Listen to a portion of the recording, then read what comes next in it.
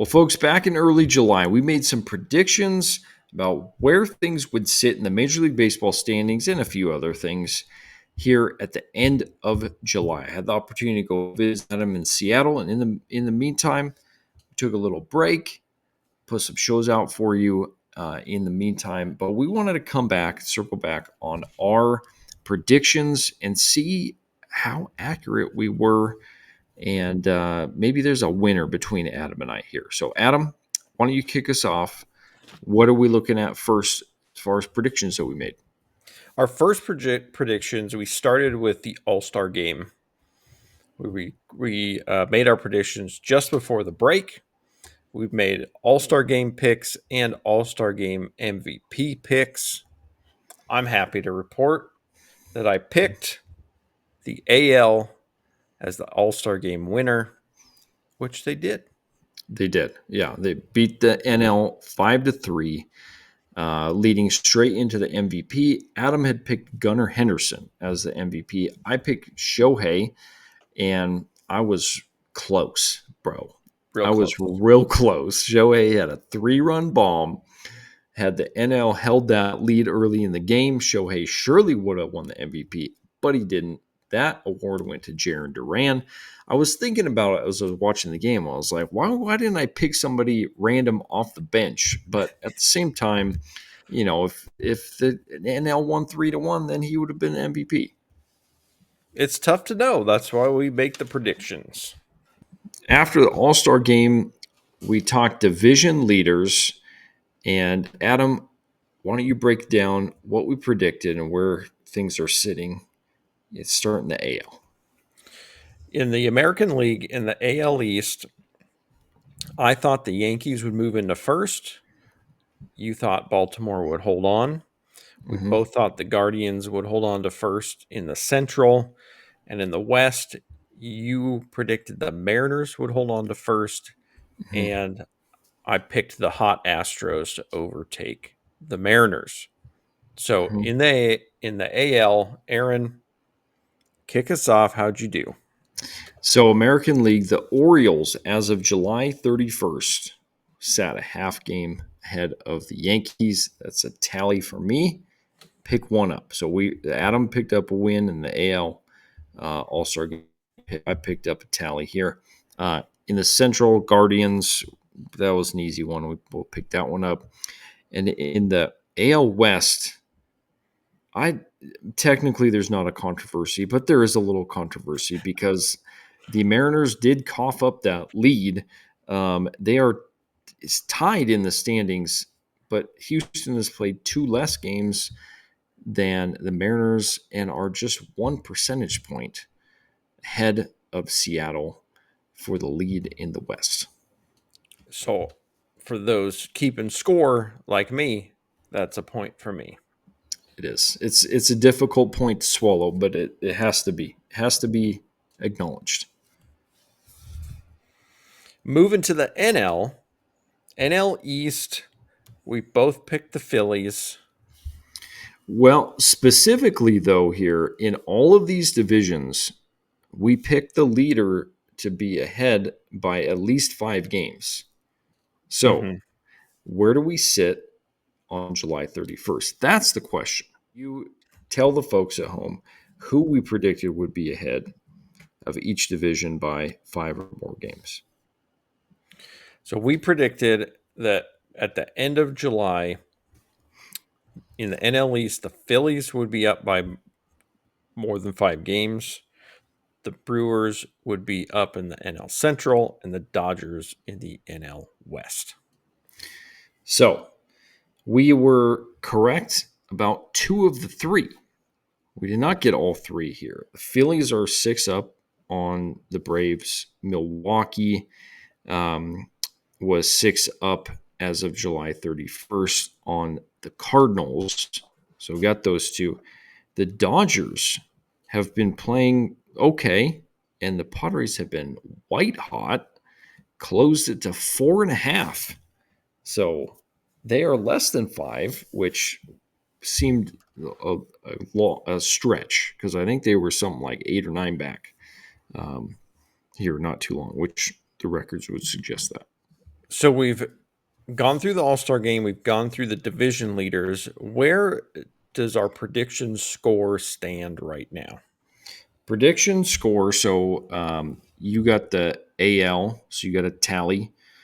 For me, I got picked one up on the Orioles, and then we both had Guardians. You had Astros, so that's a what 3-2 tally, and then we got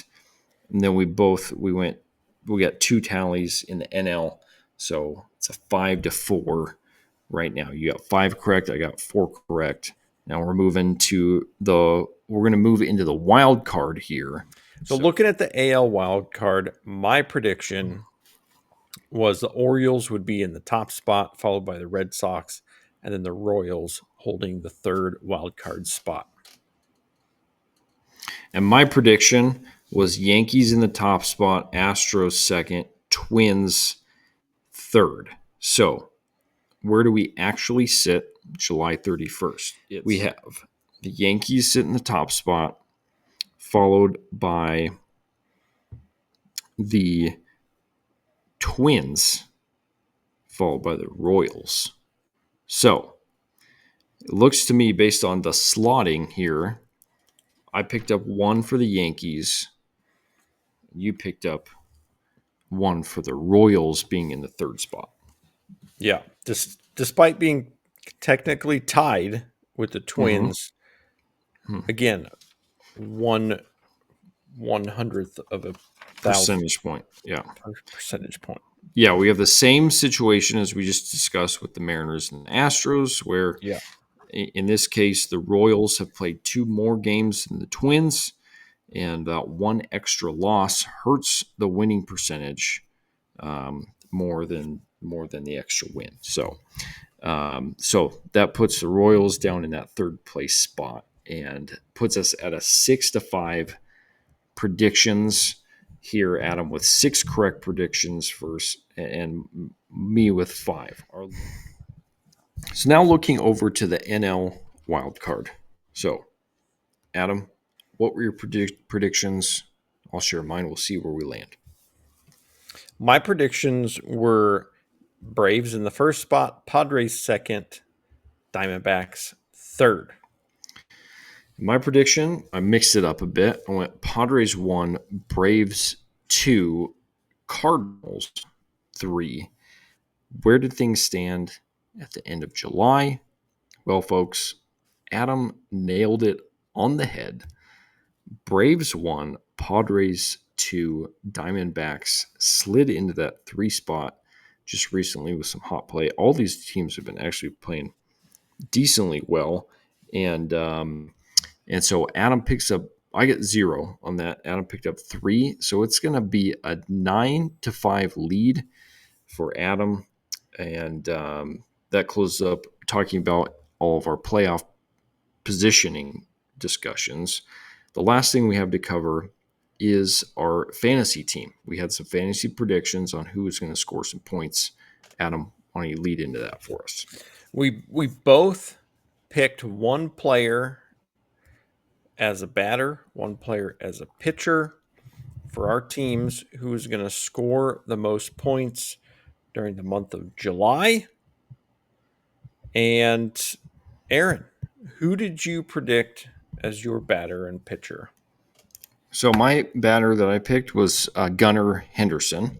I predicted he'd keep things hot and have a really great month. And then I also picked Zach Wheeler of the Phillies to have a really nice month starting. So, Adam, how about you?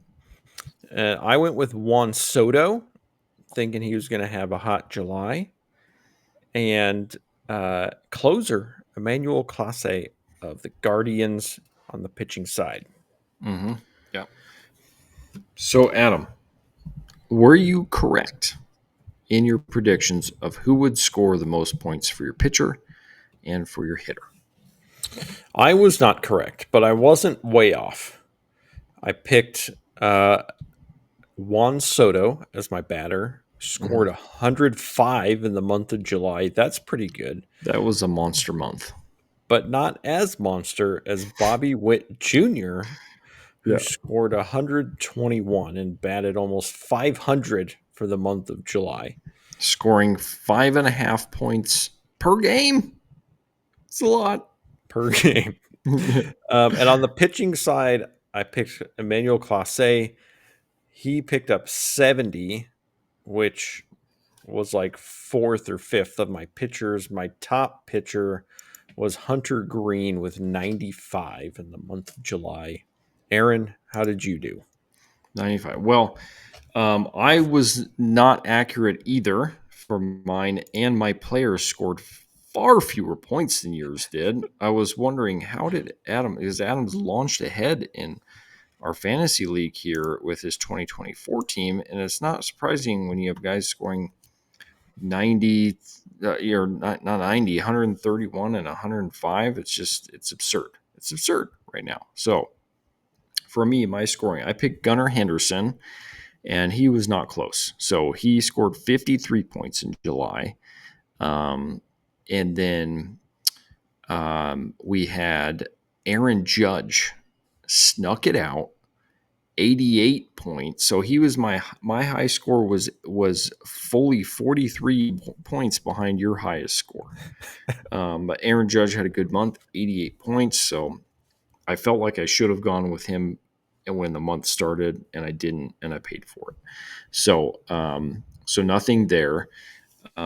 Close on his heel was Anthony Santander with 87, by the way. And then pitching wise, I went with Zach Wheeler. He was fine. 49 points, 12.3 average. But the leader out of my clubhouse was none other than pitching superstar Brian Bayo with 69 points. So, there I am again, well behind your pitching leader. So anyway, I was way off.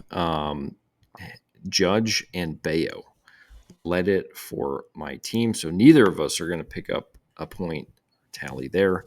So Adam is going to come away with our predictions of victory 9-5. 9-5. 9-5.